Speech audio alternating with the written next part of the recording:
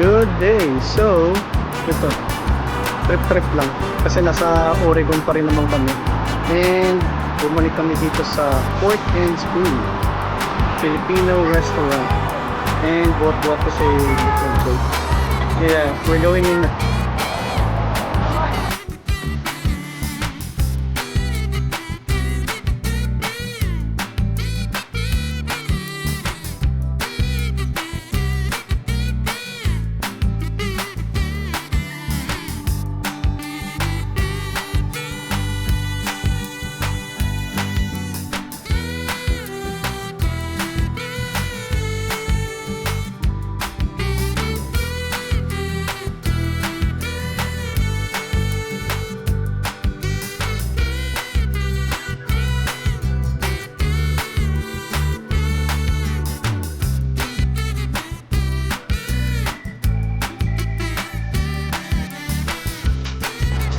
So yun nga, trip lang muna na food review ko na.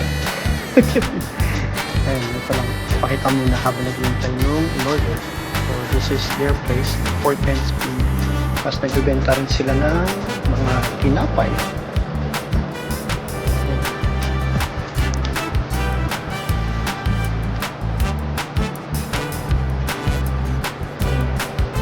Saktong laki lang yung space pero okay din yung pagkain nila. We'll try again if it's going to be the same yung last time na mayroon.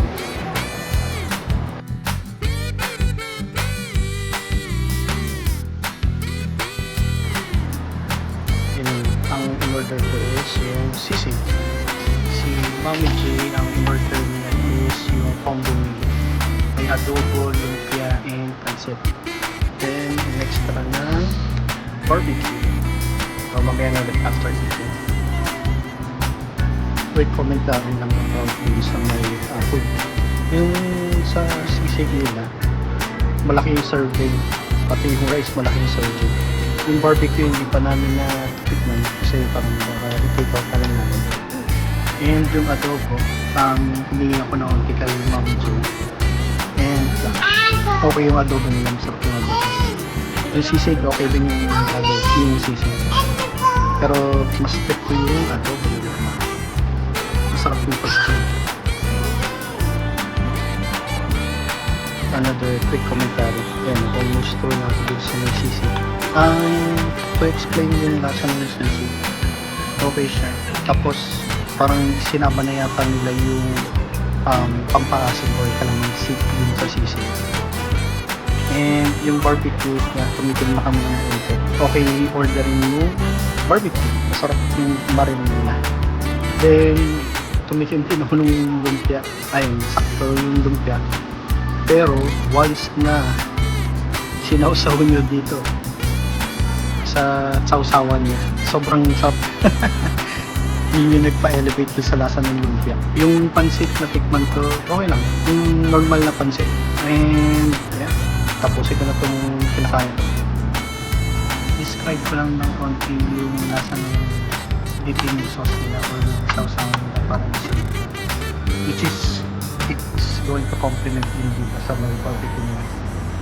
Suka base na manamis na may tamis na may iba pang lasa na nandun pero syempre hindi rin natin alam kung ano pa yung ibang nilagay nila sa loob ng sausawan or yung ginawa nilang recipe dito. Pero masarap siya. May ano rin siya, sipa ng anghang na pag pinag-combine nyo talaga yung barbecue pati yung sausawan. Elevated yung barbecue. Masarap. A few moments later. So guys, ayun, si nanay na ewan ko kung siya din may may-ari or co-owner siya. Naglapit tapos sabi namin kasi sa kanya na masarap yung suka. Tapos tinanong namin kung nagbebenta sila. So if ever na matikman nyo yung dipping sauce nila nito, itong sausaw na to, tapos nasarapan kayo, tanong nyo kung pwede rin kayong bentahan ng suka.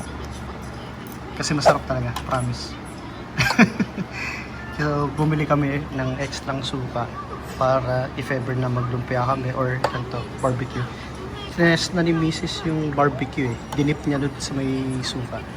Okay, magandang nagko-complement talaga doon sa may barbecue. Yung barbecue nila, manimis na miss din yung lasa. Typical na Filipino barbecue. Okay. Later ulit, pag nandito na yung suka na titingnan natin kung gaano kalaki yung bibenta nila. A few inches later. Final thoughts and closing remarks. You must go to Porkins Food. Masarap yung pagkain. Must try. Try kong i-share sa description or kung saan man yung location nila dito sa Portland. If ever na makakapunta kayo, okay sana. Sige. Until the next one. Peace! 2 hours later. Ay, nga pala. Muntikan ko na makalimutan.